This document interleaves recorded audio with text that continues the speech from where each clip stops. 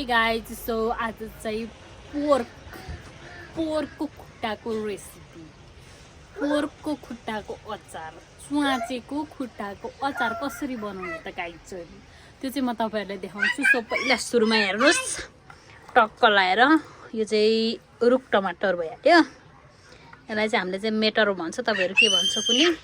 अनि यो भयो प्योर ज्यानमारा खुर्सानी, यो सबै हालेर बनाउने है गाइजहरु।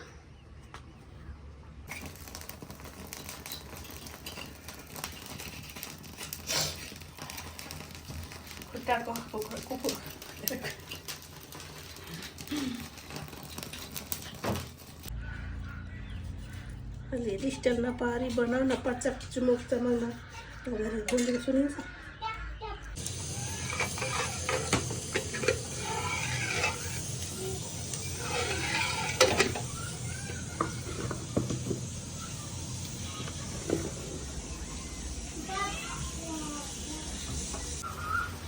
अब के गर्ने हो त? यो हाल्ने अनि यो हाल्ने अनि यो हाल्ने अनि मरमसलाहरु के हाल्ने? मसला तेल हाल्ने, जिरा पड्काउने अनि मसला हाल्ने अनि सबै हाल्ने नि। अनि यो चाहिँ कति दिनसम्म खान मिल्छ? यो 3 महिना 4 महिनासम्म 1 वर्षसम्म खान मिल्छ। अनि यो कति सिटी लाउने? यो 8-9 सिटी लाउने।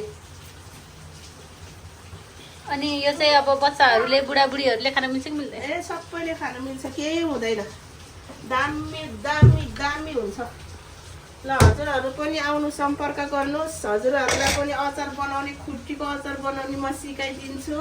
खुट्टीको अचार बनाउनु चाहिँ म है फेरि एकदम दामी स्पेशल, खाइसकेपछि यो डिप्रेटरतिर जाने बनाउँछु।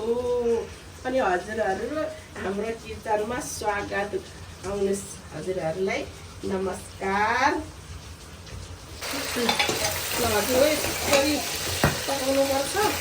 ल खुट्टी, मुङ्गुरको खुट्टी दामी।